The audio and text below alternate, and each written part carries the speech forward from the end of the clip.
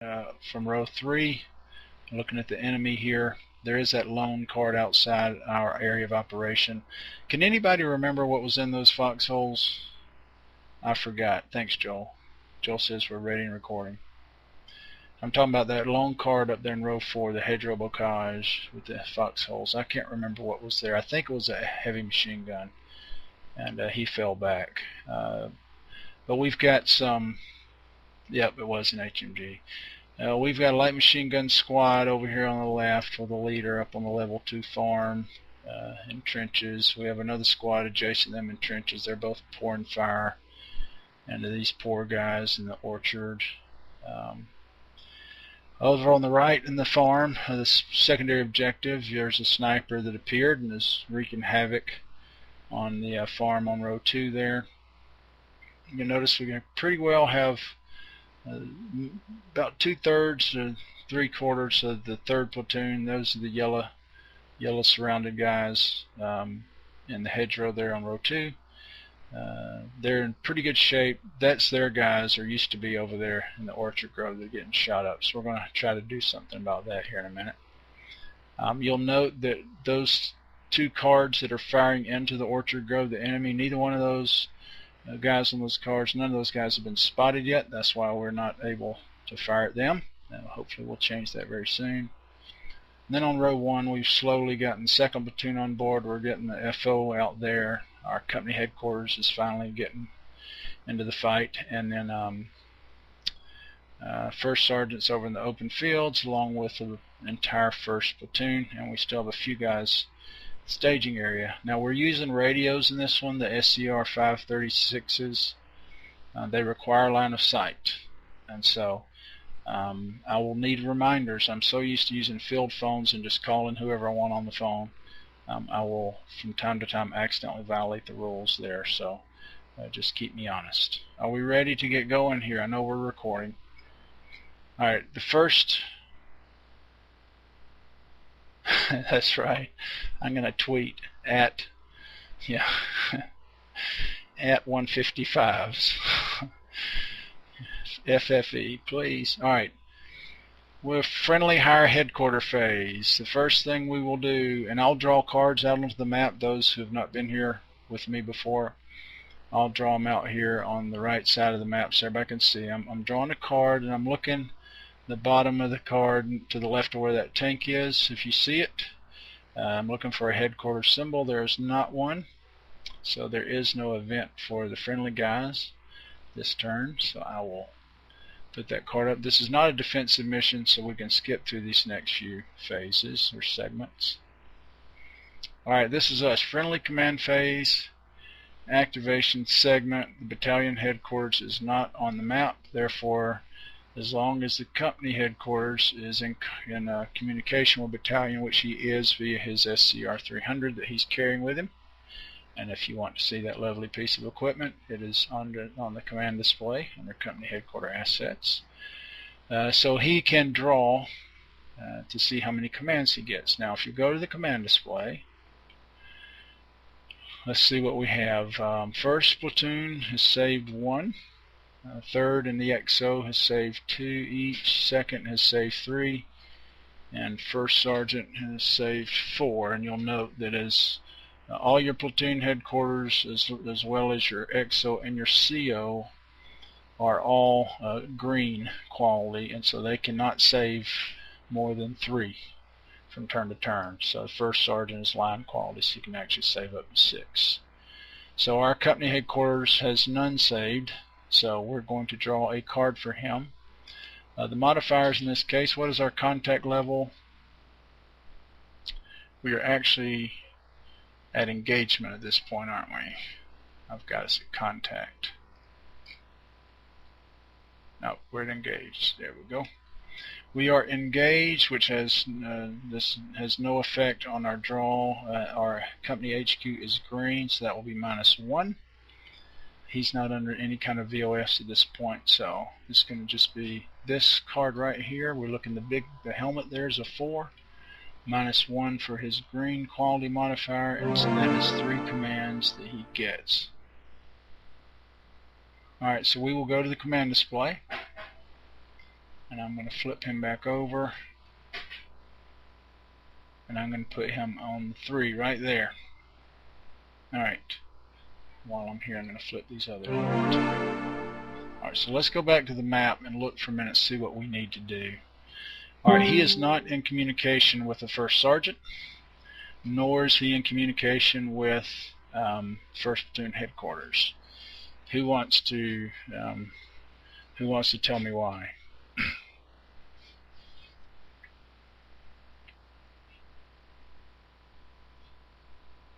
That's exactly right. There's no line of sight. The hill, which the woods would block it anyway, but the hill in between them just makes it a definite. So there's no line of sight. We need a line of sight for these radios to communicate. So they are not in communication. So at this point, we're not really going to worry about 1st Platoon, 1st Sergeant. Actually, in an odd sort of way, that makes our job a little easier because we can focus our commands in one area. But we may want to move that headquarters here soon. But we don't have any real good options. We don't want to move him into the minefield where he could see everybody but get attacked by the mines. We don't want to move him into the farm up into the right because that's where the sniper's firing, and that's just a big no-no. So, but for right now, what we're going to do is we are going to spend 1 command to activate 3rd Platoon headquarters. We're going to spend 1 to activate 2nd Platoon headquarters. And then I think I'm actually going to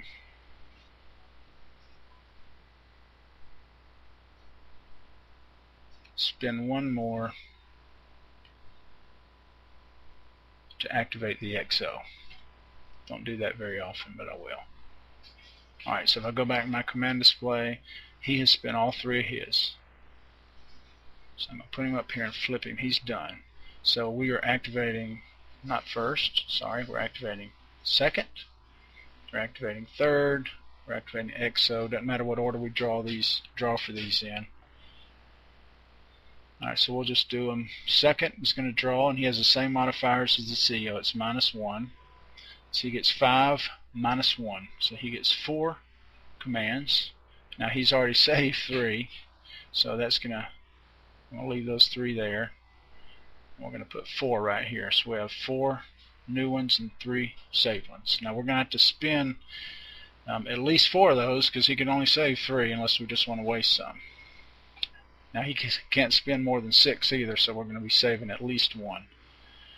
Alright, 3rd Platoon, we're going to draw 4. Same modifiers. 4 minus 1 is 3.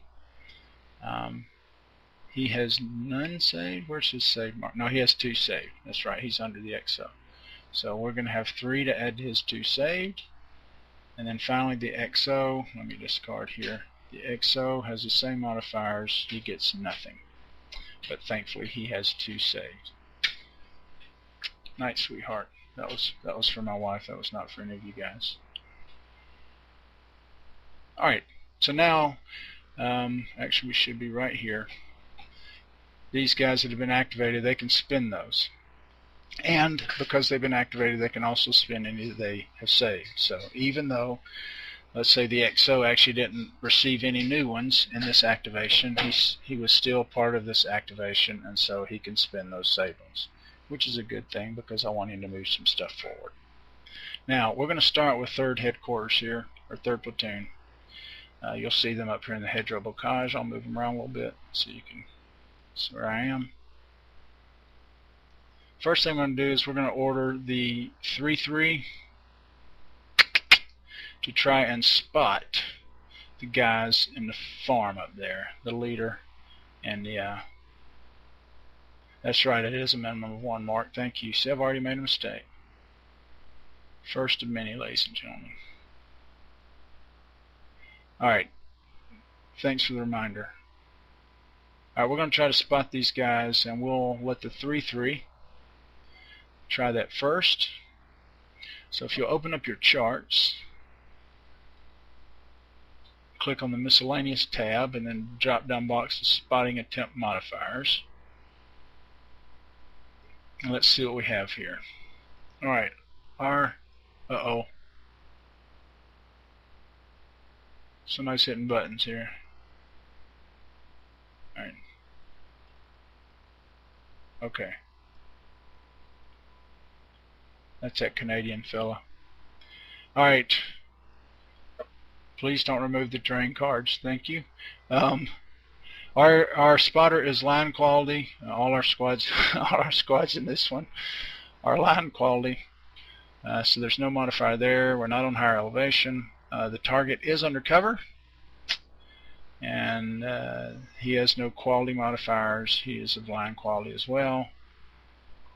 But he has a volume of fire of A. So that will give us +1 cards. So it's a base of 2, base draw of 2, +1. So we're going to draw a total of 3 cards. We're looking for those little crosshairs. There he is spotted, but we always draw all 3 or 4 or 2 or however many it says to draw. So he has been spotted.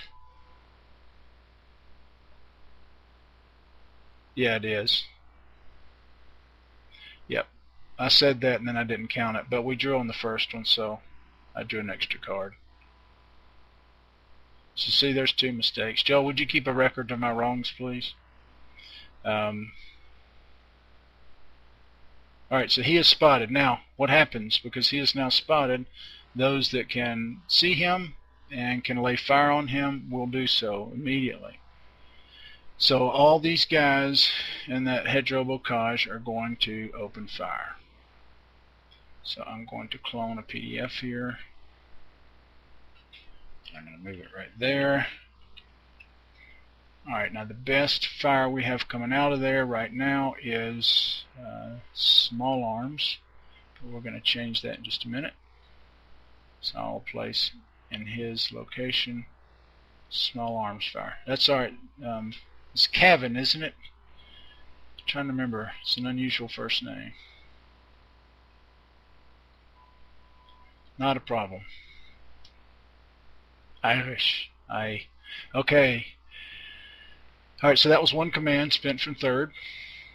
So he has 2 allocated left plus 2 saved. Now what he's going to do is he's going to check and see, yeah, his bazooka there has 3 ammunition. So he's going to order that bazooka to fire to make a grenade attempt at that cover marker right there, which hopefully we will hit and it will affect both of those units. So first thing I'm going to do, you notice I label that bazooka, I label his ammo on the counter there, so I don't have to mess with extra counters. So I'm going to go ahead and change his ammo to 2 right now before I forget. I'm going to change the command display down 1 command. Now, it's a base 2 draw here. There's a line quality bazooka squad or bazooka team. He'll draw 2 cards. We're looking for a grenade. That's a not. That's not. Trying to decide if I want to exhort him. Yep, we're going to spend 1 more.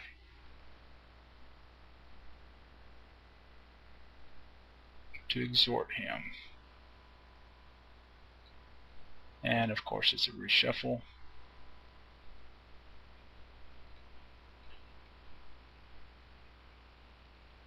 And here it comes. Nope. Still missed.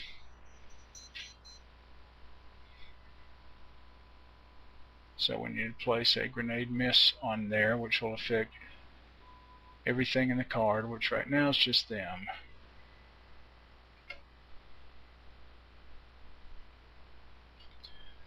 Alright. Yeah, that's what usually happens over here. Now the question is, does Ricky try to infiltrate there? The answer is probably not. Because we've thrown grenades there. There's a potential contact marker there. So at this point, we're just going to let 3rd save those 2 it has. We may come back and before this segment or impulse is over and spend some more of those, but that remains to be seen.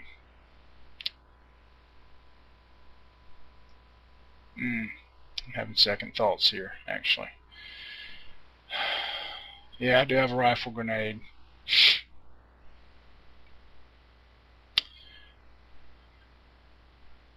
Yep, I do have a rifle grenade. Alright, let's try that. Let's try that. Joel's my conscience. Somebody have a question?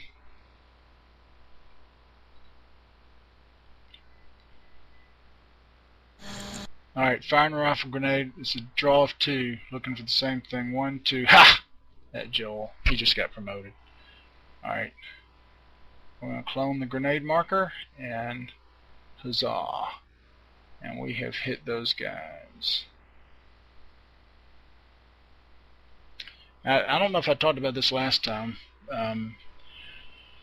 Maybe I did, maybe I didn't. But one of the new rules that is going to be implemented with Volume 2, because you're dealing with Marines on Peleliu, and you're dealing with city fighting and Way City and just some real tough terrain. Ben has developed a critical hit rule with the grenades, where in the course of a draw, if you draw more than one grenade icon, then it's considered a critical hit, and it will negate all positive terrain benefit for the target, which is kind of cool. So when you're trying to dig the Japanese out of caves, or the Vietnamese out of some pretty tough bunkers or urban settings, that will come in very handy. So critical hits are coming. And I think that's going to be retrofitted as well. It's not too hard to implement. Alright, so we have a hit there. That's good.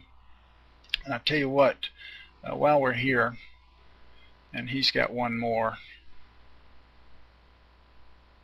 let's go ahead and let's try to spot the other guy right there, that rifle squad in the Orchard Grove. So third's going to spin his last one, and we'll move his saved marker up here, and we're going to flip his allocated marker over, and we'll order the other squad in there, the one that just fired the rifle grenade, first to the third.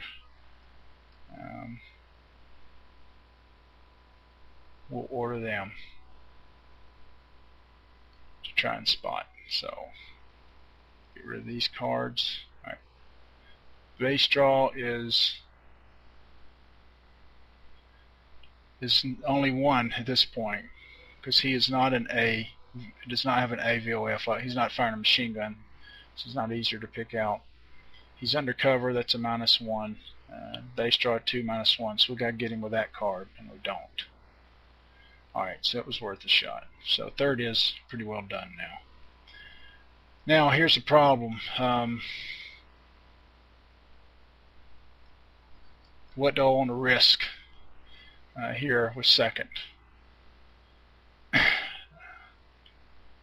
Before we do that, I'm going to have the XO order himself. How many does he have? He has 2. Crap. Alright.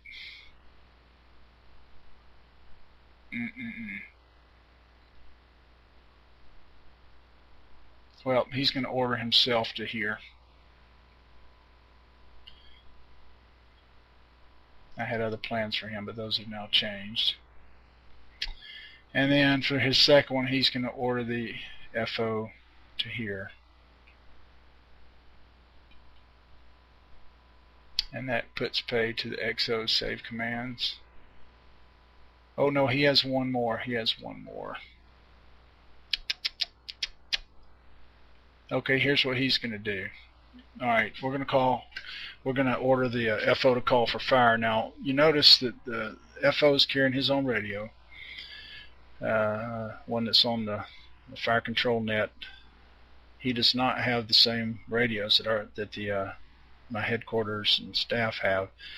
But you notice that the FO is on the same, he is on the card with the platoon headquarters. It's carrying an SCR 536 who can talk to the XO. So the XO, because that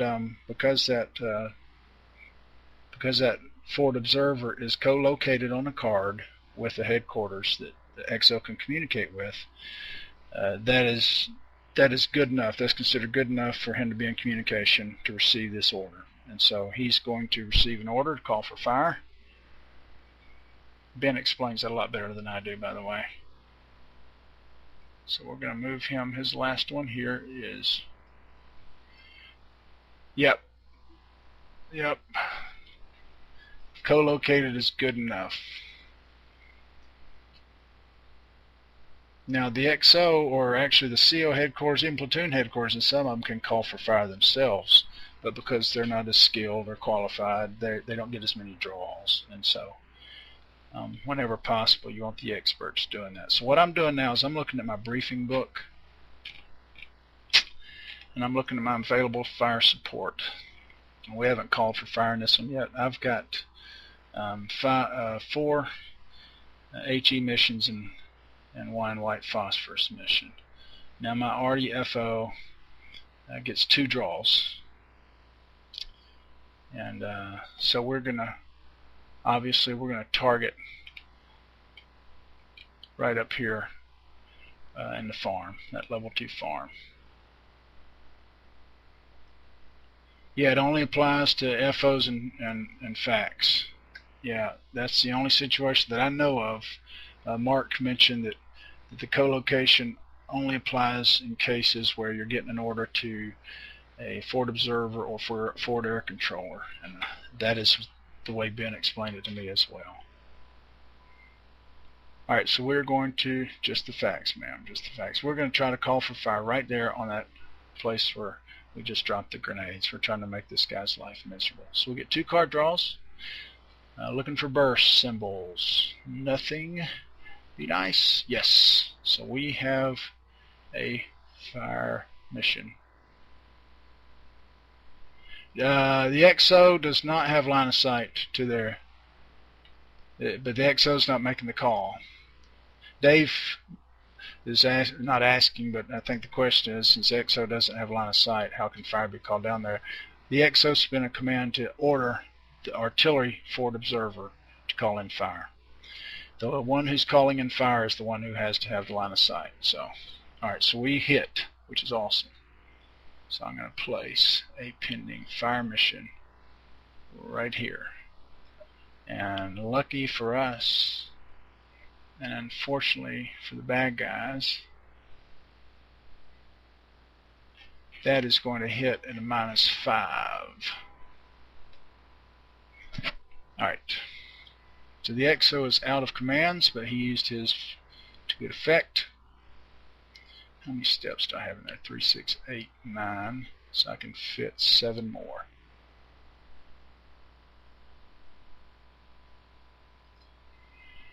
Alright, this is where it gets kind of funky. Alright. Yeah. Moving on to second platoon. Second platoon has to spend at least 4, or they're going to go to waste. Either that or flushing down the toilet. I want to move into that hedgerow where third platoon is, but there's already 9 steps in there, and I can only hold 16 infantry and then 4 vehicles. So I'm going to have him order 1 squad in.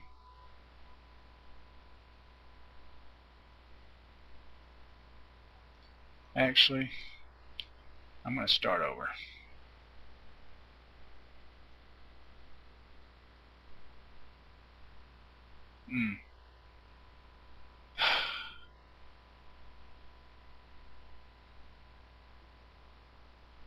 Now this is kind of funky how this is working out. We're going to do this, but it's not going to be a platoon move. We're going to take both squads and the platoon headquarters. Alright? Not a platoon move, because this is a platoon move. Everybody in command would have to go, and I can't take everybody because it's an overstack. There's a reason I'm doing this. There's a method to my madness. It's not necessarily a good method, but it is a method. Alright, so that cost me 3 of his commands. Alright, now the next one, and here's the reason, now he can order his guys to spot. And so he's going to order the first to the second. Did I leave behind a rifle grenade? I sure did. Rifle grenades do not have legs. And it's actually being carried by the first and second. Alright, so the first and second is going to try to spot the unspotted guy in the orchard / grove, and he only gets 1 card draw. And he doesn't get it. So we're going to exhort him and he does get it on the exhortation. So that cost us 2 commands. There's 1 for the original order and 1 more for the exhortation. So now this guy is spotted. And here's the odd thing. 3rd platoon's already firing into this place over here to the left. Oh, you know what I can do though? We may shift fire here. But the guy, you see the guy in the farm just to the, I'll call it the east of where all our action is happening here, that's under the sniper volume of fire. He can't fire at the sniper because he can't spot him. But now he has line of sight to this guy in the orchard grove that we just spotted. Yeah, I might shift fire here in a second, Joel. And so I'm going to have to add an all pinned to this orchard grove. And I'm going to have to add PDF right here. So we have ourselves a convoluted situation, ladies and gentlemen.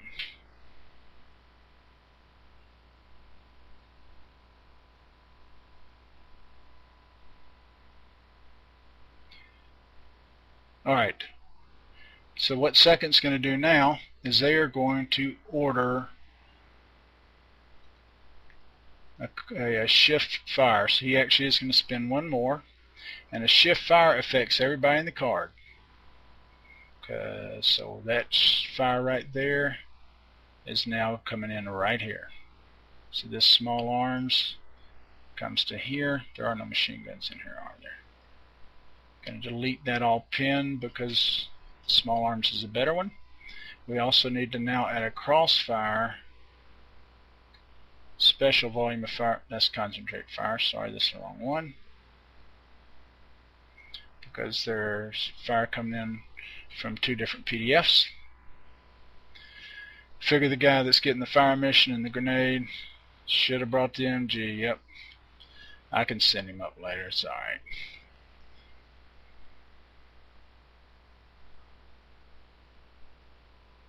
Alright, so we are hopefully in pretty good shape for combat when the time comes. Alright, first sergeant. Yeah, that machine gun can. 50 cal can't, but if they're Joel asked, can a machine gun apply a VOF if exposed? Yes, as long as he is not a tripod mounted. If he has the little arrow that signifies him as tripod mounted, he cannot fire while exposed. But I just have the regular old 30 cals, so not a problem. Stick and move, stick and move. Alright, so I'm back over here now. I got the first sergeant and I got the entire 1st platoon under cover. 1st platoon cannot act right now, neither can 1st sergeant, so forget I said that. Alright, before we move on from this impulse, 1st and 2nd platoon have 1 save command each. So we'll leave those on there, obviously. Stack them at the bottom. We'll move to the next segment, which is the initiative segment. Now everybody that didn't activate will now get to draw. CO headquarters activated. 2nd, 3rd platoons activated, so we'll draw for 1st platoon. Now it's the same modifiers as earlier. -1 for being green, but that -1 now is coming off that smaller number. So you see on this card that smaller number there in the star has a 1, and 1 minus 1 is 0. And as Mark reminded us eloquently earlier, when activated, there's a minimum command award of 1, but when you draw for initiative, there is no minimum. So 1st gets nothing. There is no other platoon headquarters that's acting under initiative, so we can now spend, if we desire, any of those 1. He only has 1. I was looking at 1st sergeant. I'm sorry. He can spend that 1 if he so desires. So knowing that his 3rd platoon is incredibly brave,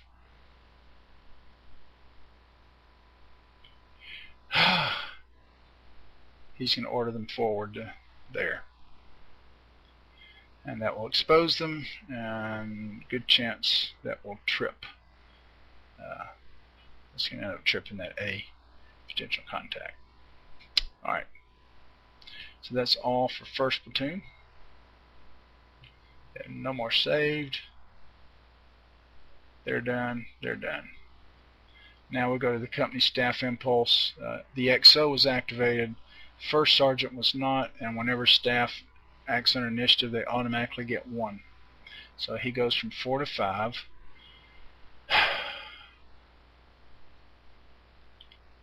I tell you what, he's in the Jeep. I forgot about that. He's driving the Jeep around. He's going to disembark into the cover, which is going to expose him personally, but nobody else. That should not be an issue. So he's going to save those 4, and he's good for now. For those of you that have never played or haven't played much, it's never a bad thing to have commands banked, because you're going to run into situations where you desperately need them. Our general initiative impulse, in this impulse all we do is draw a card, look at the initiative number, which in this case is a 2, and any units on the board can spin these 2. And so let's see what the most desperate situation is here. First and foremost, I think that the guy that just moved into the village should probably spin 1 to try to seek cover.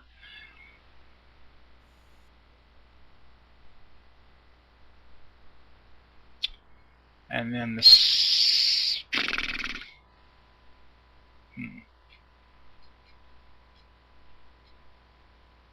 Let's go ahead and do that while I'm thinking about what else we're going to do.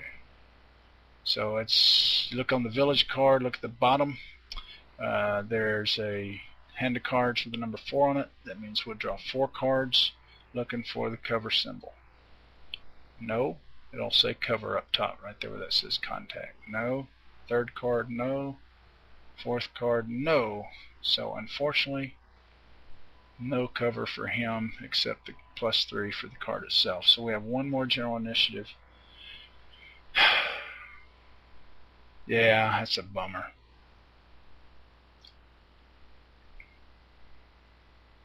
I'm thinking about, I want to get that guy that's pinned by the sniper out of the farm, but that's pretty much automatically going to mean that the sniper is going to turn his attention to that guy that's moving in the village, and I don't know if that's a good thing either. So you can't save these general initiative ones.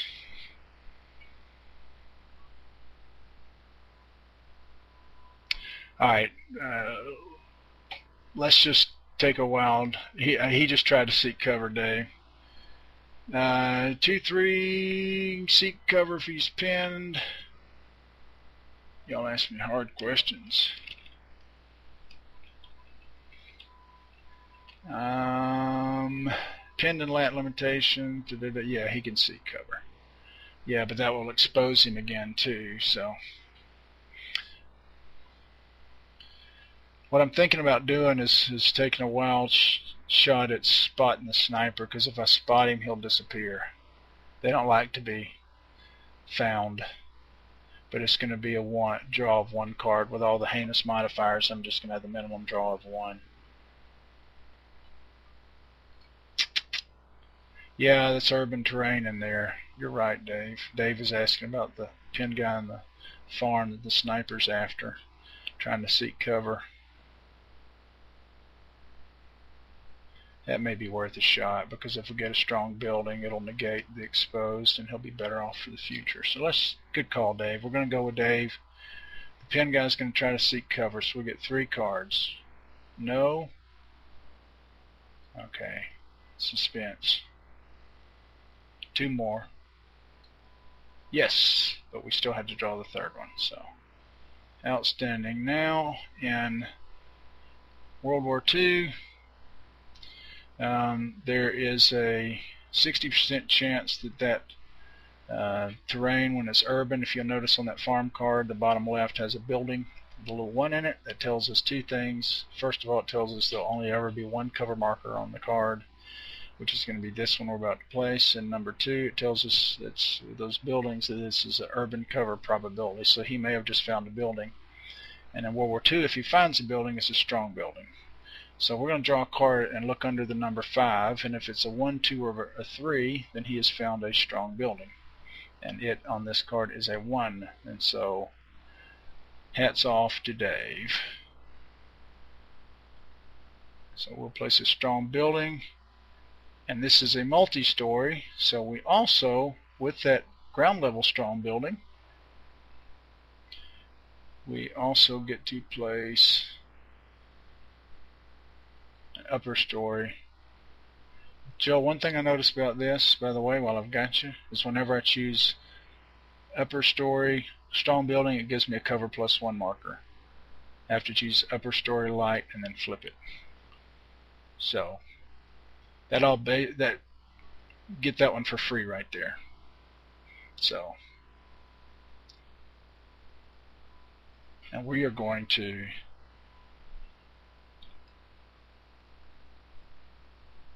place him upstairs.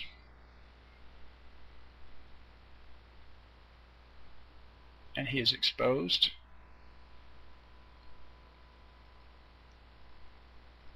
So he's netted an extra +1 this turn, and if he survives, a +3 next turn. Yes? Ask away.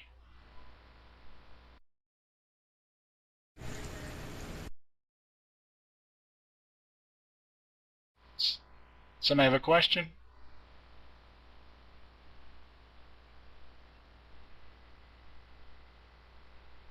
Y'all feel free to stop me anytime. Alright, that ends that. Alright, now it's the bad guys' time. Alright, action cards. We will check and see if they have a higher headquarter event. And if you'll notice on the card I just drew, there's a little HQ symbol, which means that yes, they are going to have some sort of event. So if you'll go to page 5 in your briefing book, you'll see a list on the right side there of enemy higher headquarter events. So I'm going to discard this card to get out of the way, and I'll draw another one and look under the 10, and the result is a 4. A 4 of 10 says displace heavy machine guns, remove any on-map heavy machine guns on cards with no U.S. troops. Well, that's a nice event in our favor, but that doesn't affect us right now because there are no enemy heavy machine guns. So we move on. Alright, enemy activity check segment. Alright, now we're going to check all of these cards randomly to see which one of these cards is going to act first. So we have the level 2, and I'm looking from left to right. We have the level 2 farm with the guys in the trenches. We'll call that card 1. We have the guys next to him, third of the third, this rifle squad. We'll call that card 2, and the unspotted sniper we'll call card 3, and I don't think I'm missing anybody. So I will draw a card, look under the 3, and it is card 1 that acts first. So what we'll do is pull up our charts, click on the enemy tab, enemy defensive activity hierarchy, and we'll look under the third column to the right, deliberate, because your briefing book tells you that this mission, they are in a deliberate defense. They actually plan on stopping us. And so I will start at the top row, and I'll start looking at the situation described. And when I come, first situation I come to that describes them, we will do what it says. So they're not on the same card as us, so the first 2 don't apply. They're not a tripod mounted unit. They're not an ammo marker. They are not under fire anymore, at least from a direction different than it's on the PDF. They're not trading fire. Huh. You know what? They are in a situation where they are doing nothing.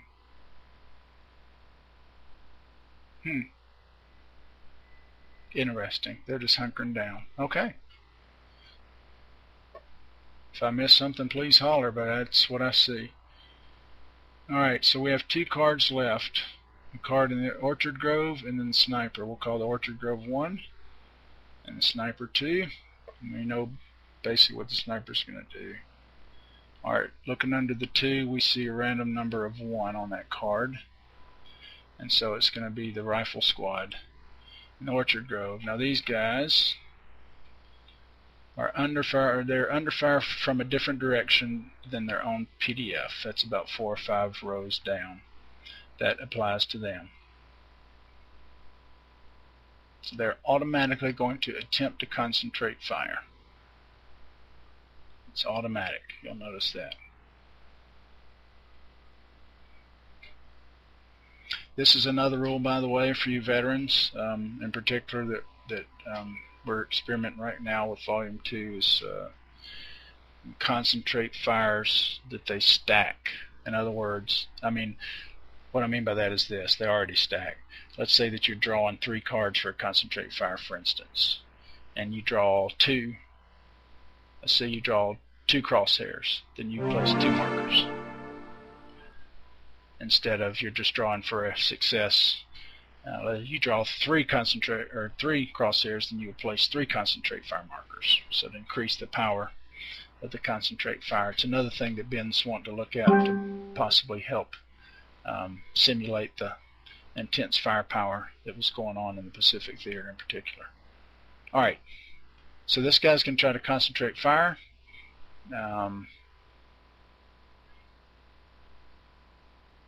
And I always confuse my concentrate fires with my grenades.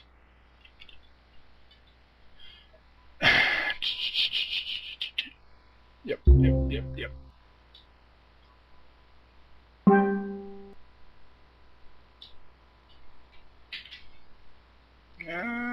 Did I miss one?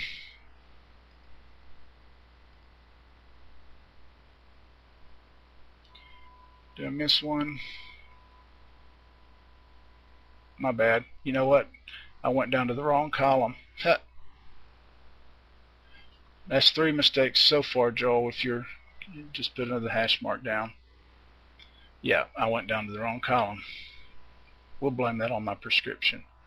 Alright, so Mark is correct. Under fire from a different direction than it's on PDF, which is what I said, but then I looked at the wrong part of the chart. So if you look all the way on the right, there's 3 columns. It's the right column we're concerned about. We're going to look at the 4 on this action card that I'm about to draw. And if it's a 1, they do nothing, which is what it is. 2, they would have concentrated fire. 3 or 4, they would have shifted. So because we drew a 1, they are doing nothing. Alright, now the Sniper has his own rules. If you want to go look, you can. It's over 9.6 in your rule book. Basically, he's going to keep firing until he's spotted, and if he's good ordered and spotted,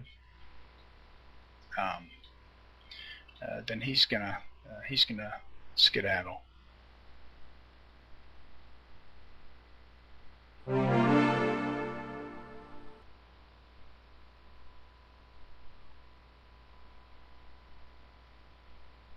Yeah, he'll be engaged in the one with the most steps. Has this got 2 now? Nope.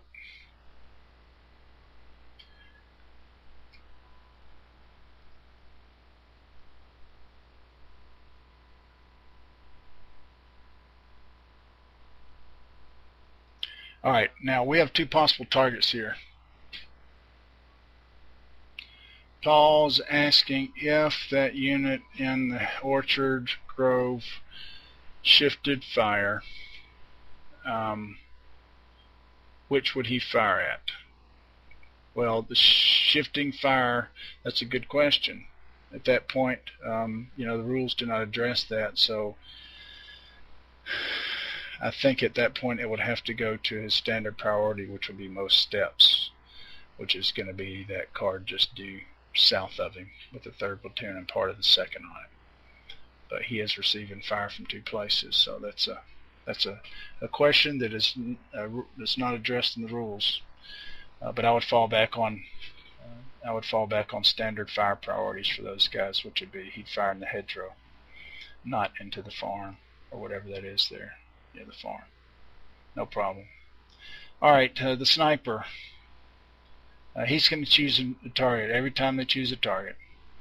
The guy he's firing at's a 3-stepper. He can see him. The dude who moved into the village is a 3-stepper. He can see him. He's going to fire at the one with the most steps. Obviously, they're equal in steps, so we're going to have to figure out who he decides to take a pop at this time. So we're going to call the guy in the building 1. Now we're going to call the guy in the village 2 and hope for the best. It's the guy in the village. So the sniper turns his attention to this guy, so he will receive the -3 VOF from the sniper. The card itself, there's nobody else there right now, but if there were, they would all be under small arms.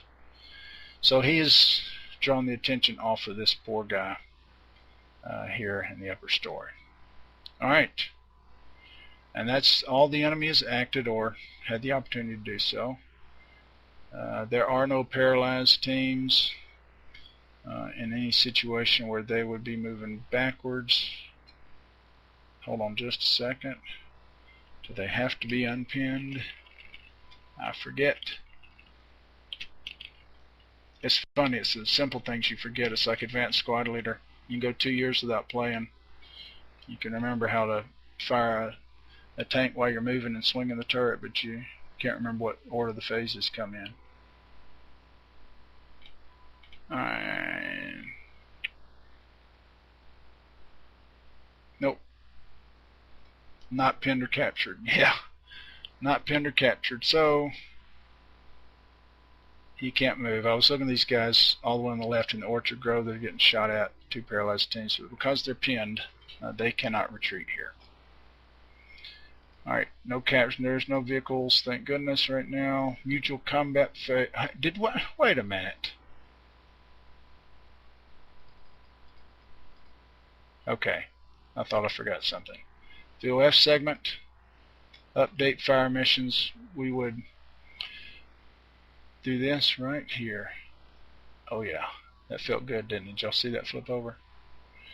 Alright, evaluate potential contact markers. Alright, we have an A over here with this guy who tripped the sniper, and I believe that's the only one, isn't it? That we're tripping this time. Alright, if we'll go to our charts, go to enemy, look under potential contact draw. We are at the activity level of engaged, and that is a potential contact marker A. Yeah, they do. We're about to drop all that, Mark. Thanks. So we'll be drawing 5 cards to see if there's a contact. 1, 2, drum roll please. 3, crap. There it is. 4, 5. Alright, so we drew our 5 cards, and the third of those 5 told us there's a contact. Now, before we resolve this contact, let's go ahead and do this. Mark was pointing out, which I was going to get to this in a minute, but now is as good a time as any. When I flip that pending fire mission marker over to incoming, that effectively blinds these guys in that card. No, you're fine, Mark. Blinds these guys in this card to anything outside the card. So their PDF right here is picked up. So they're no longer firing into this orchard grove below them, which also, because there's now only one PDF coming in there, takes out that crossfire, takes out the automatic weapons, and replaces it with small arms. There. Alright, so now we have an A contact over here in the village. Right there. So we go back to our briefing book. We look on page 5. And you'll see the chart there. I'm going to draw an action card, and I'm going to look at under the 10, and the 10 is a 9. Oh boy. Oh, that's fine. All right, it's a maneuver, which is package 15. So we'll scroll up to page 3. Package 15 tells us maneuver. It does not place a volume fire PDF. Basically, this is going to be a squad trying to infiltrate. Units are spotted, yes. All right. So we got a squad from the bad guys trying to infiltrate us here. So first thing I'm going to do is I'm going to go up here to the random draw pile and draw out a squad. I'm going to set him over here to the right. Okay, it's the machine gun variety. And these guys,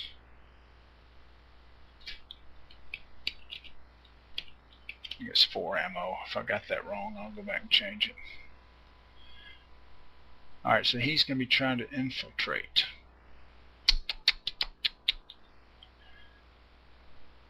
Alright, now we got to check where he's coming from. Actually, it really doesn't matter, because he's trying to infiltrate where we are right here. Now he's going to be on the card one way or another. So we'll put him right here. He's line quality. He's going to draw 2 cards just like we would. He's looking for the infiltration icon, which is that one right there, with all the Charlie's Angels, as people like. No.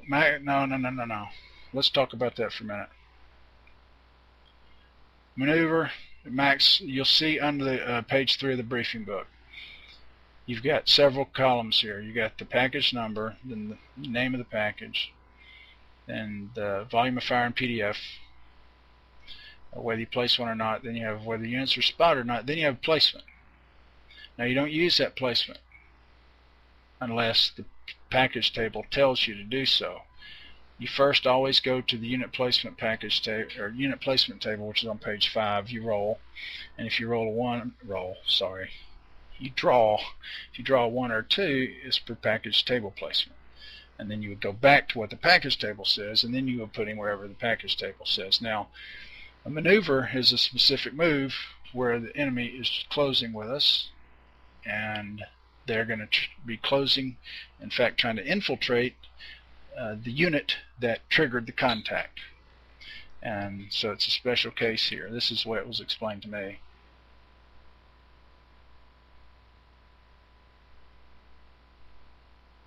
Yeah, well, Mark says what he thought he would not necessarily end up on the U.S. card, but rather be infiltrating elsewhere. That's a good explanation. It was explained differently to me, and like so many things that we're working on in this system, this is one that has to be cleaned up, because the rules really aren't. They really don't address it real well. So I don't want to say, hey, you can play it that way too, because then it gets to be a loosey-goosey system. But this is the way it was explained to me. But I will make a note as well to double confirm that with Ben to make sure what he meant. So he has successfully infiltrated into here, which is pretty awful for us. Fortunately, we will be able to put a volume of fire marker on him. Small arms there, so I don't have to worry about that one. Alright, that's the, and he is spotted.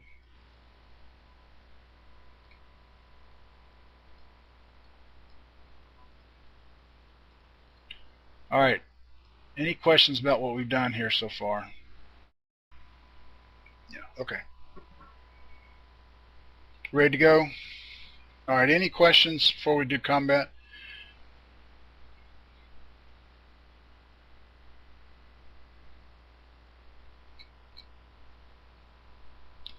This is a quiet group. Alright.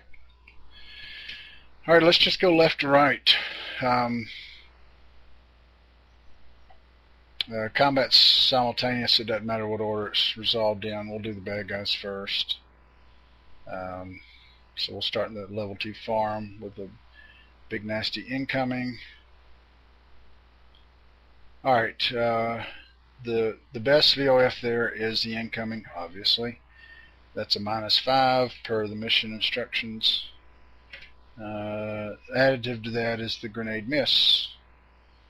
We don't use the grenade in this case. If there were multiple grenades, then they would stack, but we don't add, the grenade's not additive to other primary VOFs. So, alright, so it's 5, minus 5, -1 is -6, and then we have trenches and the card itself, which are +2 each, so that's +4 total. So a -6 and a +4, which is a net -2.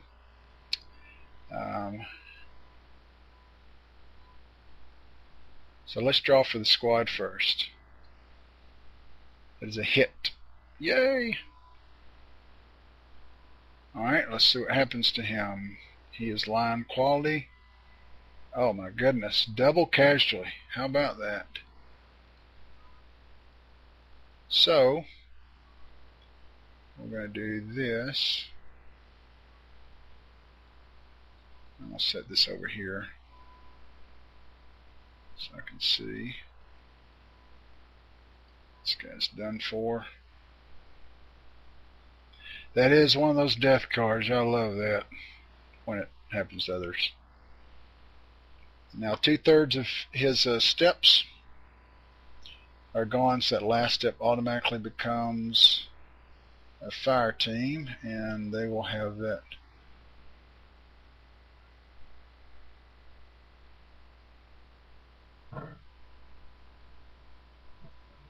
Paul's asking a question. That second word, I'm not sure what that's supposed to be, Paul. That's an abbreviation for grenade. Nades.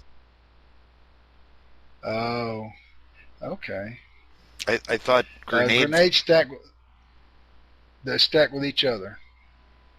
So if I would have, let's say I'd have tossed let's say I'd have fired 2 different bazookas in there and they both hit.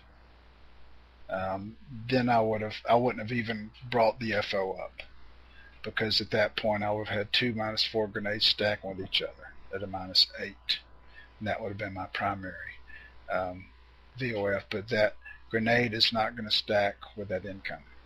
Now the grenade miss will be added to it as a special, but the grenade will not stack with the incoming. Okay, got it. I misunderstood. The miss is, the grenade miss is actually not a grenade per se. Yeah, grenade miss will affect the entire card. Let me label this guy.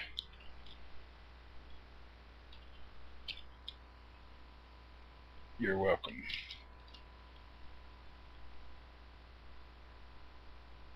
Yeah, grenade miss stacks with everything. So, and anytime a unit gets hit, they get pinned as well. Alright, let's see what happens to the leader. So he's also at a -2. He's also hit. And he will flip over.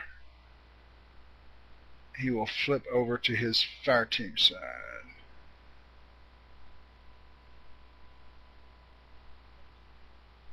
Flip, and he'll also be pinned, so we'll put him in the stack. So that's a pretty good shot. Alright, what other Germans do we have getting hit here? Okay, then the guy right next to him in the orchard grove. Let's see, volume of fire is a small arms. They get a -1 for the crossfire.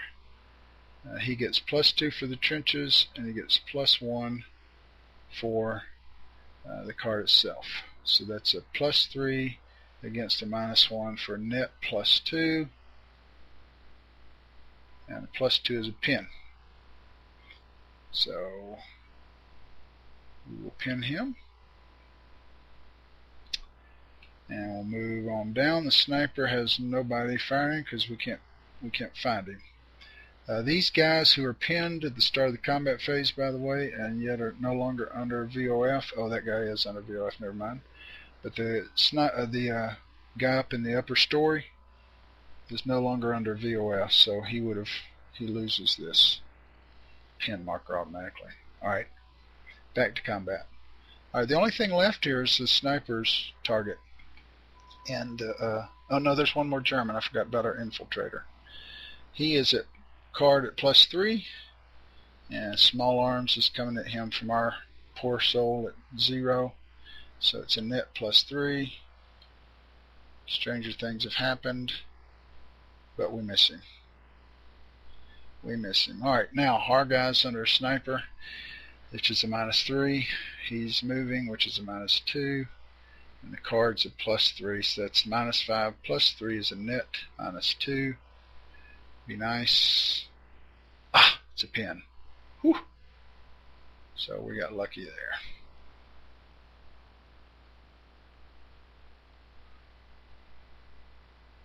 Alright. I got this guy's ammo wrong.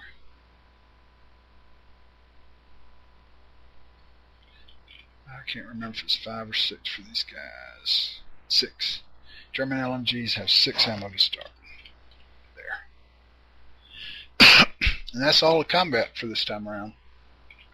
So what we're going to do now is we're going to go around and we're going to look for adjustments we need to make to VOF markers, to PDFs, etc. because of what has just happened.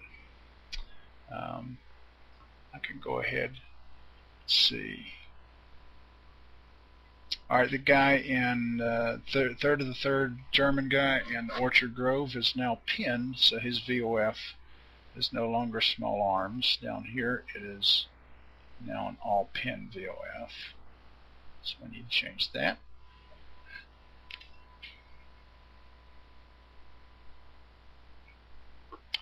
And I believe that is the only change. So I'll go to cleanup.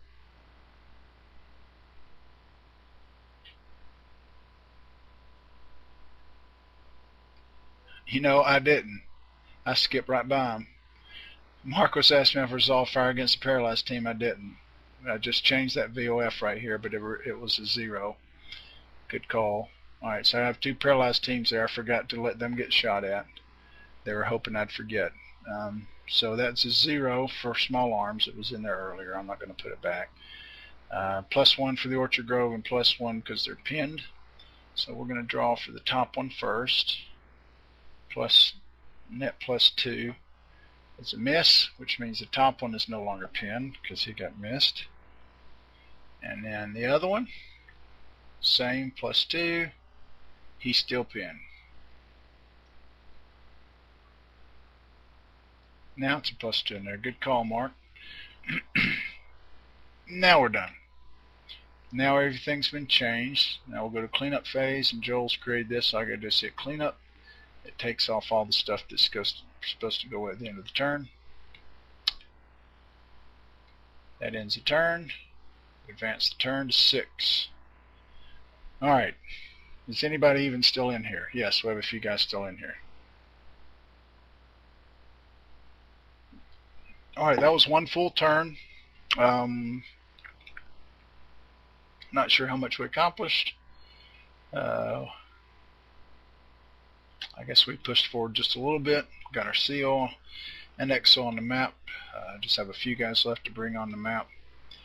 Tell you what, those mines are a nightmare because they're splitting us up and making it a lot harder to communicate. Any questions? Thoughts?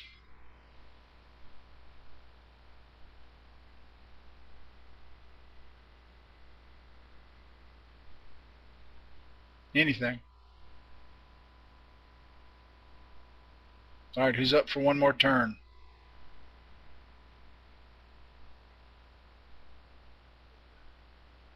Paul's up for a turn. Alright, let's keep going.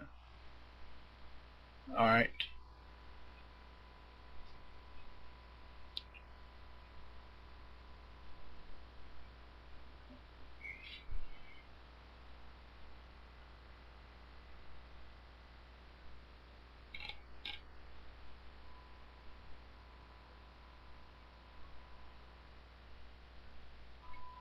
There you go, Joel.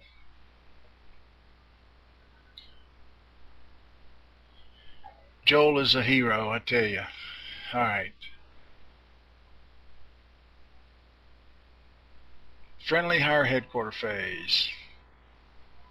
We draw a card and they expect nothing from us, which is good.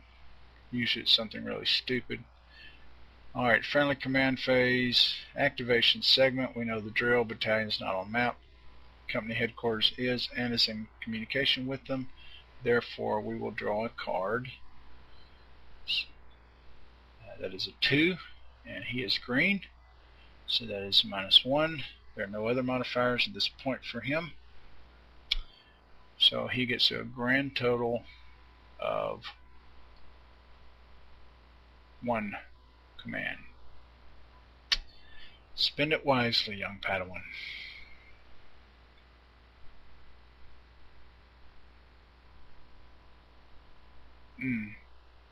Wow.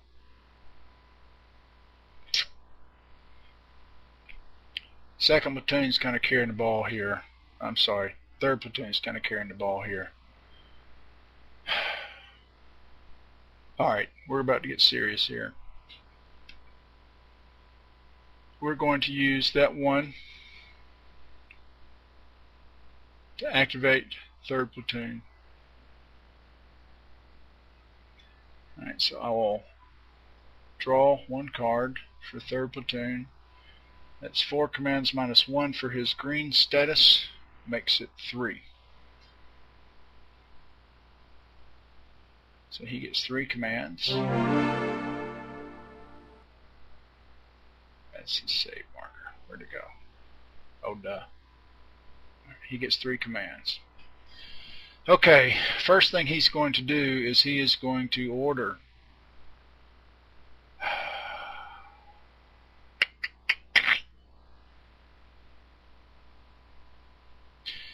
third of the third to infiltrate straight ahead, right there.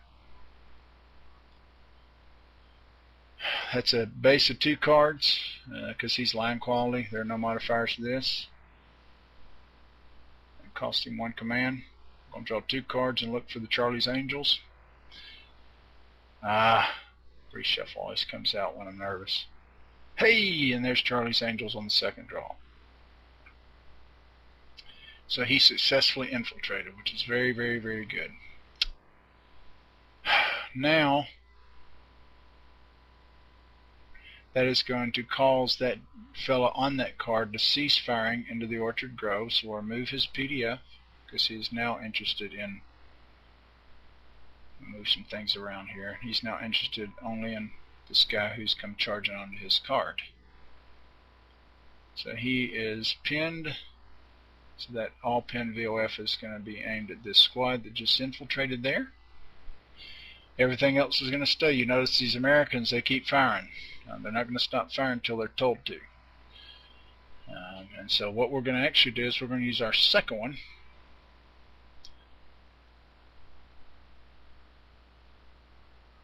to shift fire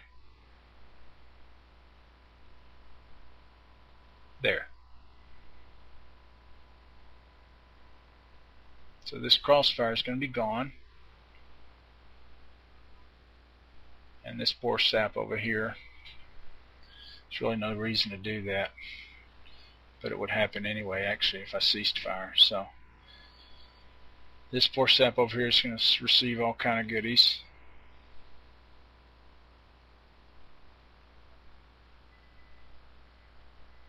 Yeah.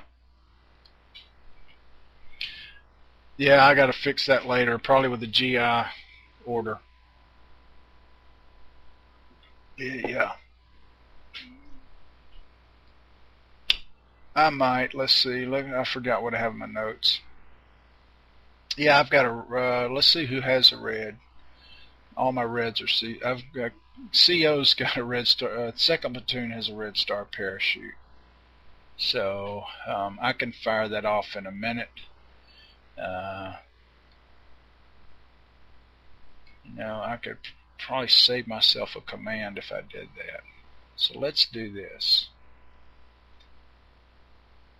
We're not going to order those guys to shift fire. We're going to take care of that later from second platoon. Because here's what's going to happen. When I order the ceasefire, everybody's going to stop firing, and then they're going to open fire again based upon their priorities and their rules of engagement, which they will never open fire on a card that has their own guys in it. Now, they will continue to fire on a card that has their own guys in it, or they can be ordered to fire like a G-rated weapon into a card that has their guys in it, but they're not going to open fire with small arms, machine guns, or whatever on a card that already has their guys in it. So when I order that ceasefire, the guy in the upper story, he's going to stop firing, and he'll have no targets, unless hopefully that sniper's spotted by then. And then the guys in the hedge blocage are going to cease firing, but then they're going to start firing where I just shifted their fire to. So I have no need of spending an extra command to shift their fire, because it's going to go there in a minute anyway. So, good call, Joel. That's 2 for you. And we're actually right here in the third platoon's acting here.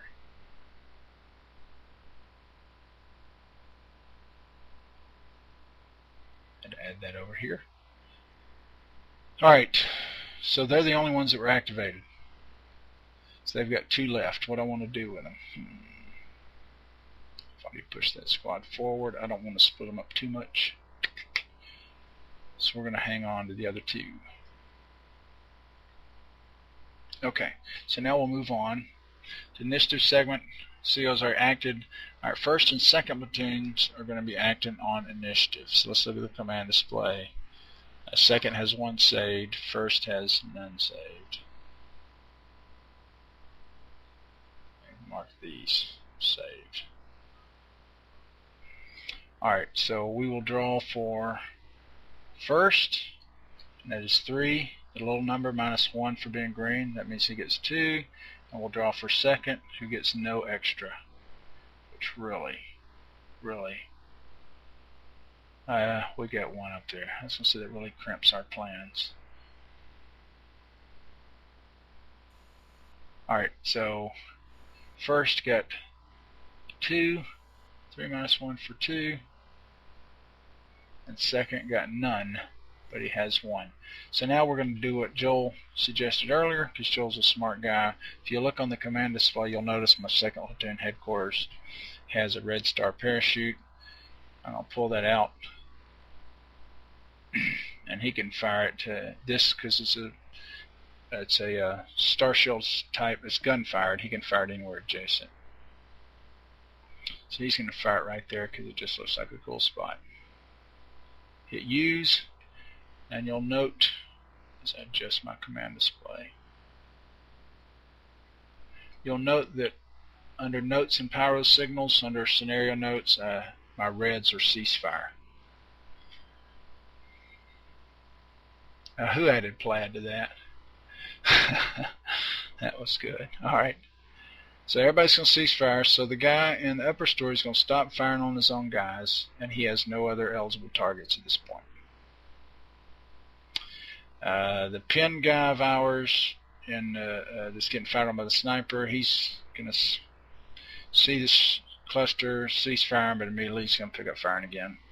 These guys here are going to stop firing at their own guys, but immediately open fire based upon their priorities on these guys over here. So it had the same effect as earlier, but it saved us 1/3's command. So good stuff. I think that's all our guys that are firing. Alright, 1st platoon has 2 commands. That sniper out there, I tell you what, a platoon move is awfully scary.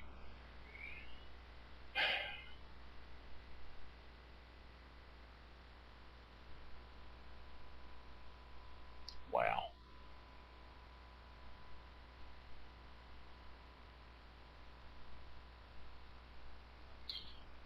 Alright, we're going to save those for now until we flush the sniper. I can't move that whole platoon anywhere in range of that sniper, because he'll destroy them completely. Alright, so 1st is going to save theirs.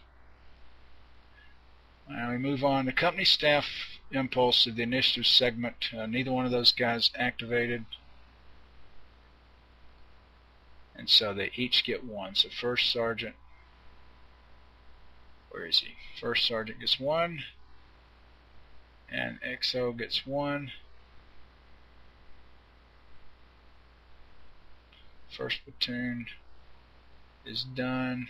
They didn't spend those 2, so let me mark them. There we go. Alright, so XO has 1, First Sergeant has 1 plus the 4 he saved. Well,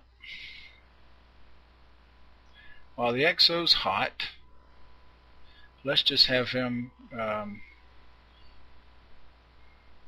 call down, or order that FO to call in fire again. I'm going to put a label on the top. He has 3 fire missions left. Hopefully he'll only have 2 in a minute. Alright, so he can draw 2 cards. He's going to try to put it in the same spot. Did he put it last time? 2 cards looking for the burst. That's 1. Uh-oh.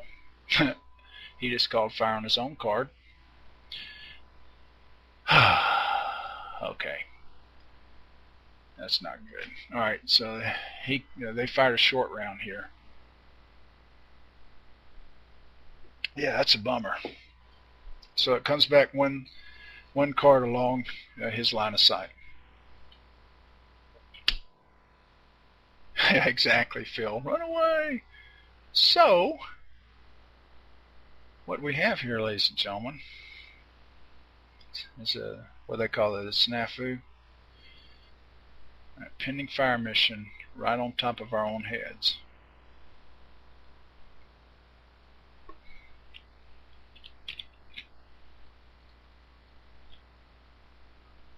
Wow. Okay. So the XO is done. Yeah, that's the thing. This is bad. This is really bad.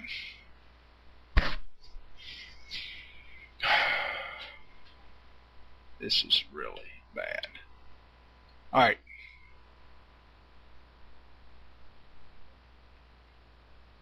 Alright, First Sergeant is going to do what he can to rectify this situation. He has 5 commands.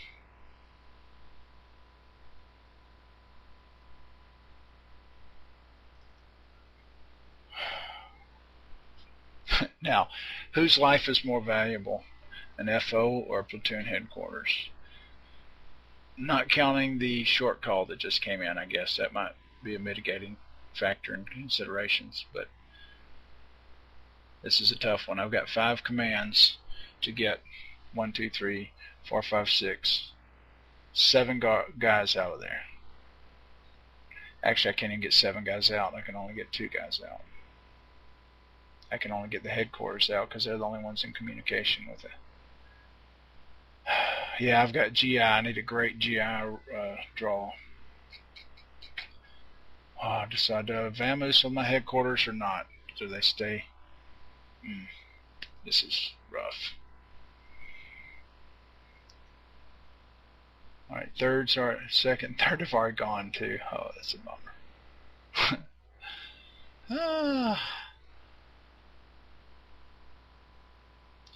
Does anybody not see the awful thing that's happening here besides the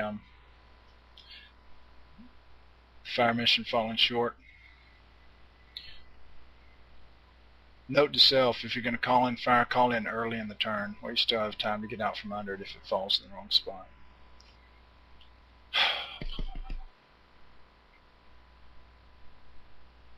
Okay. I got to send the leaders out, because if I don't, I'm going to have nobody to rally guys with. Nobody to command guys with. So, alright, so First Sergeant's going to spend 1 to order this guy to here. He's going to spend 1 to order this guy to here. That's 2. And that's only guys he's in radio communication with. So what he's going to do now...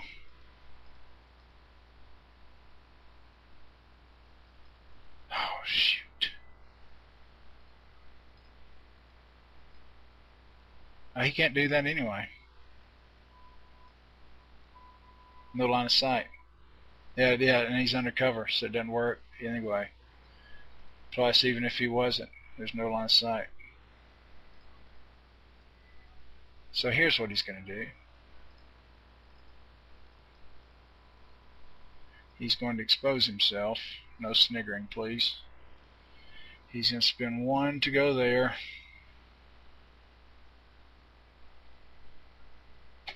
Now he can speak to them. 2, 3.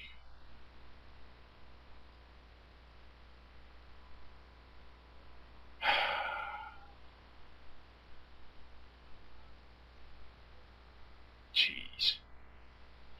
Alright. That's his 1 new one and 2 of his saved ones. What a mess. Okay. Hope for a big number in general initiative. 2. Well, I can get all the rest of second out, or I can get first and third. Or tell you what, I'm going to send the squad with a rifle grenade from second. Is going to use a GI order to get out of there, and then the bazooka is going to use a GI order to get out of there. Trying to take the heaviest firepower I can here. Of course, the FO is stuck in there, but I think he should probably experience the results of his work. Alright, enemy activity, enemy higher headquarters segment. There is no enemy higher headquarters event. Enemy activity check. Alright, what do we have here? We have the bunch of different guys. So we have 1, 2, 4 cards with enemy on them. We'll start at the top. The farm all on the left with the incoming is 1, then the guy next to him is 2, the sniper is 3, the guy right below the sniper is 4. So draw a card, look under the 4, and it is the MG right there in the village with our guy who's getting popped by the sniper. Alright, let's see what he does. Let's bring up our charts. Enemy, defensive activity, hierarchy. He is on same card as US unit and not undercover. So we'll notice that on a 1 out of 3 he's going to try to seek cover. On a 2 of 3 he's going to fall back. On a 3 of 3 he's going to attempt to make a grenade attack. This will be fun. So we draw a card. And it's a 2 of 3, so he's going to fall back. And his priority is out of line of sight of US units, which he can't possibly do. His second priority is going to be highest TEM. And so both of the cards behind him are +2s, so at this point it's going to be random. So we'll call the woods a 1 and the farm a 2.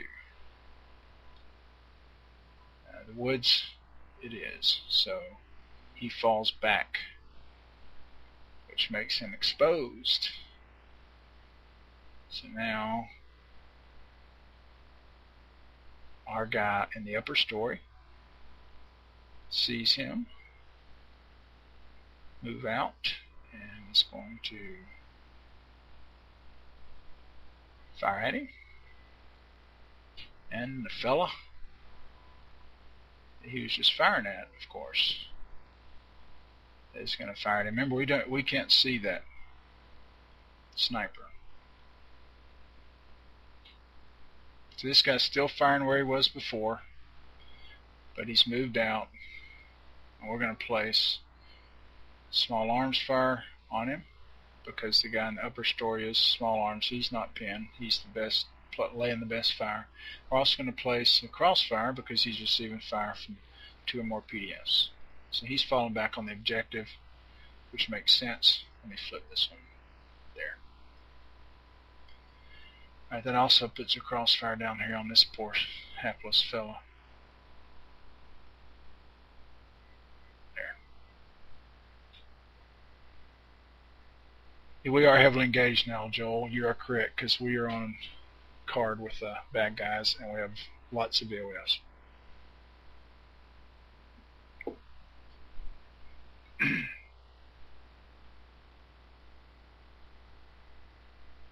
Heavily engaged. Okay, so that guy's acted, so we still have the other guys numbered 1, 2, 3. Let's see who acts next. 3 is a 3, so it's a sniper.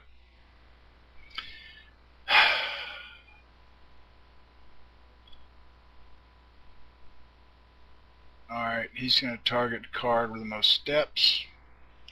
I believe I'm correct there. He has multiple choices here. I don't know why I can't remember this.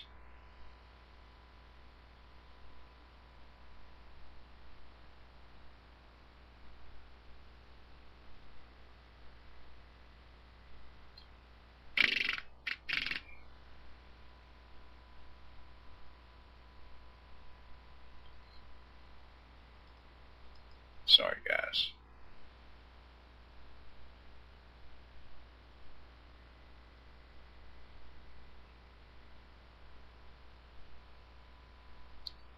Alright.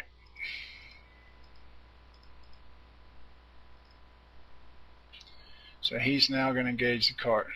Yeah, there's 4 in the farm. Yeah, he's engaging the farm. He's either going to engage the guy in the building, or he's going to hit the company first sergeant. We'll call the building guy 1, the first sergeant 2. Oh, whew. There's the building guy. So the building guy gets this again, which he's used to. Sniper's PDF goes here, and then this small arms covers the whole card. Alright, man, I hate snipers. That's going to hurt the first sergeant too if activating. Alright, so we still have 1 and 2 left here. Alright, so it is 2. So it's the guy right here we're on the card with is pinned. So we actually, when we look at the chart for him, we have to look at the Latin pinned. Now, there's no leader there with him. He is pinned, undercover on U.S. occupied card. On a 1 or 2 out of 5, he'll do nothing. On a 3 out of 5, he'll rally. On a 4 or 5, he will fall back.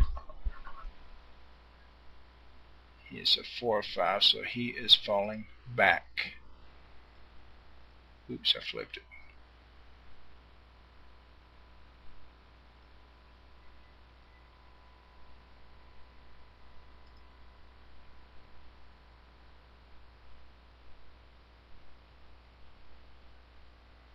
Yeah, he does. Paul asked a question, and that's another thing that I was taught differently about the sniper. He's actually firing back on the card that he originally was firing on, so I guess we're in good shape.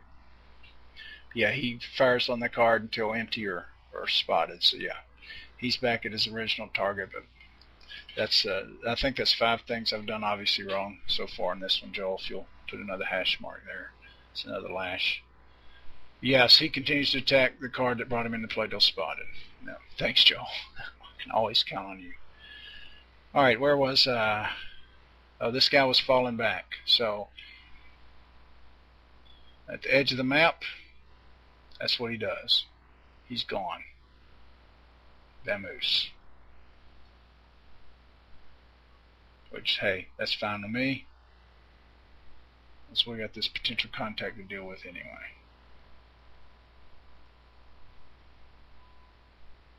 Alright. So that just leaves the guys over here. Actually, it's just that fire, that pin. Yeah, it leaves me a nice trench as well. Yeah, that was my evil plan all along. I'm amazed that it worked out.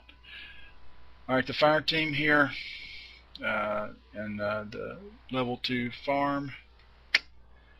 Latin pinned. They are pinned undercover. And we're looking at the 4. Under the 4 is a 4, so they are as well going to fall back.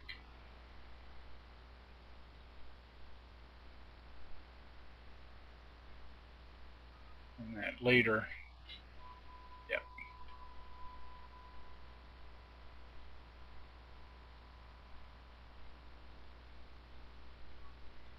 That's just casualties under there, by the way. Flip him back because he's good. Complete.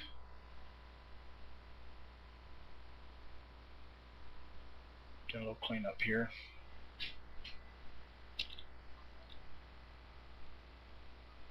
I think that is all of our enemy.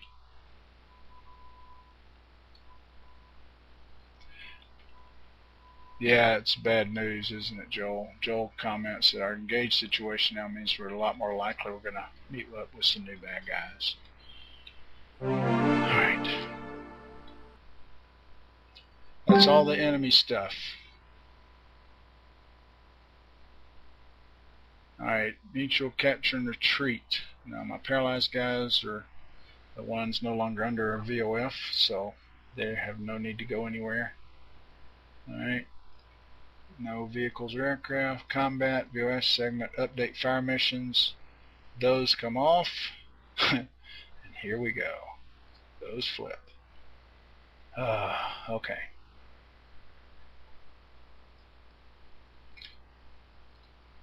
Alright, evaluate PCs. We have the B here. That's it. And we have fallen back to just engaged, haven't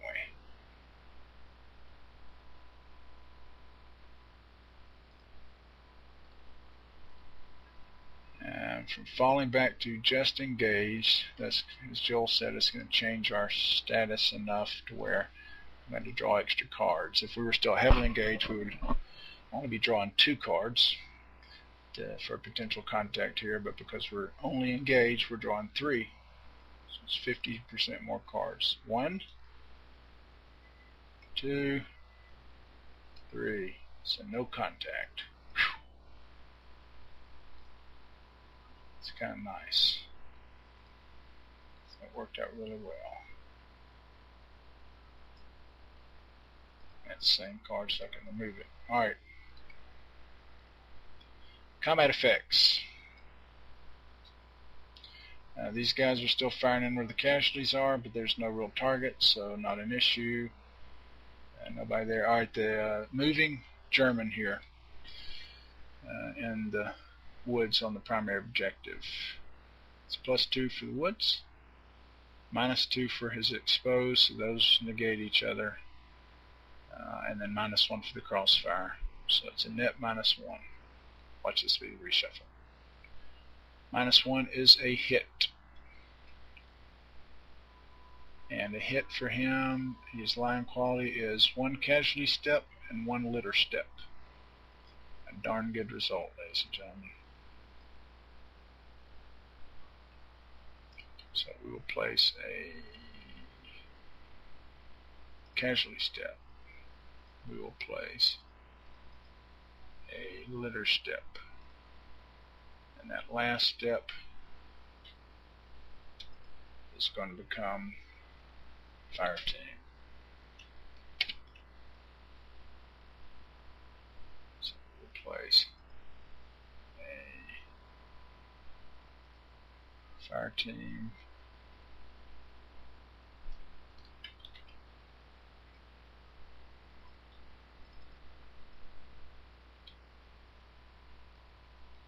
And they are exposed. And they are pinned. Nicely done, gentlemen. Alright. Moving right along. These guys, nothing. Alright, let's go ahead and hit our guys.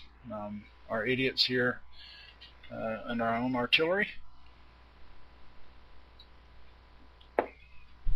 We'll just start with the first to the third here. It's -5 for their artillery. +1, we use a lower number for anything that comes across a white border or indirect. So it's -5 +1. So this is -4. So this is as bad as it gets, folks. And the whole deck somehow is out. And that's of course a hit, and he's line quality. We got lucky. One of his steps becomes a fire team, so we flip him and place a fire team. And they're pinned. I'm just going to start a stack over here. I'll pin them in a minute. Alright, the FO. This is the fellow that got us into this mess. -4 is a hit. He's line quality. And he's only one step. You notice there's a LC result, which would be litter casualty if there were 2 steps, but because there's only 1 step, use just the first letter. So he becomes a litter team, which means he is gone. He will not come back this mission. He cannot be rallied, reconstituted, anything. So we'll just place the litter team in the stack. And then the third of the second is also under -4. It's also a hit, nobody's surprised. 1 step of casualty, the other remain standard, so he will flip to his 2-step side. We'll place a casualty there. Casualties are effectively assets in the sense that they have to be carried wherever they go. Alright, all these guys are pinned. Could have been a lot worse, but that still wasn't very good. Alright, let's go. Yeah, it could have been a lot worse. Alright, let's go over here to the farm of the sniper. Alright, the sniper's hitting this guy, whom, as Paul pointed out astutely, he should have been hitting this guy all along, but Ricky forgets stuff, and so he makes it up as he goes. He's an upper story +3, +2 more for the card itself is a +5. And he's under a sniper VOF of -3, so that is a net of +2. Oh, that's that nasty card right there. Hit, hit, hit, hit, hit, all the way down. So he is hit, he is line quality, and 1 of his steps becomes casualty. So we will flip him, and we will place a unit, a casualty right there, an upper story with him, and we will pin him.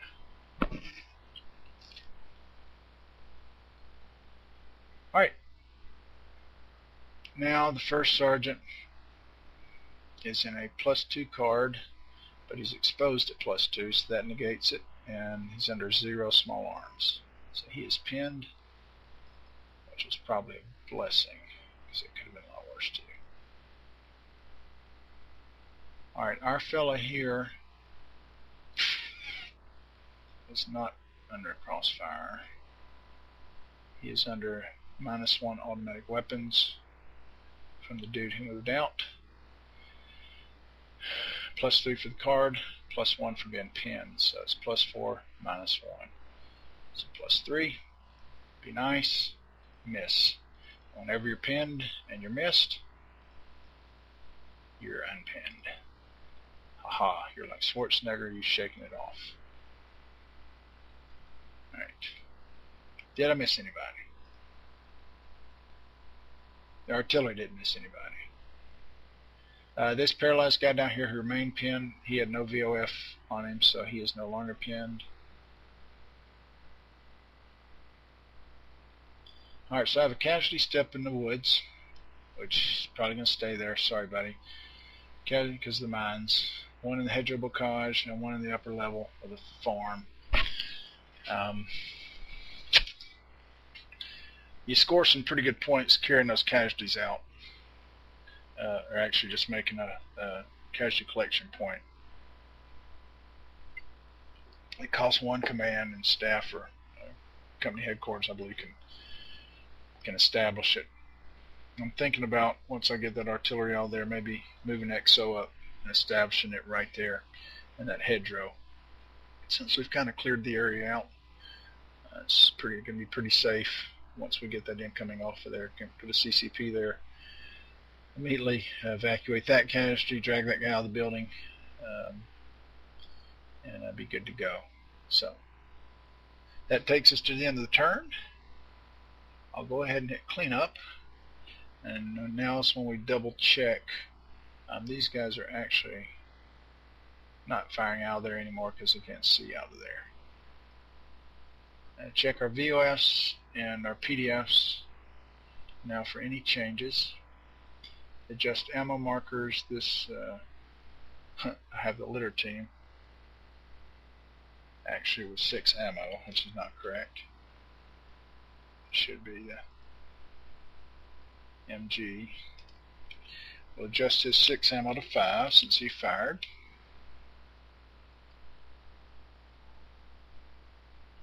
And his VOF is now going to be an all pinned because he's the only one firing and he is pinned. So we'll get rid of that -1. Sniper stays where it is. Alright, our guy up in the upper story is pinned. He is one of the ones laying fire, but the other guy's got small arms, so we're good. Okay, I think that updates all that. So next time, we can do turn 7. Unless y'all want to go one more. I'll let y'all make the call. I'll let Joel make the call.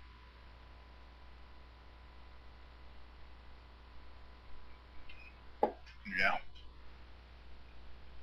I did that because I know Joel's weak. I'm just kidding, Joel. Did you get that on video? Hey, this is training. We're toughing these guys up. Any questions, guys?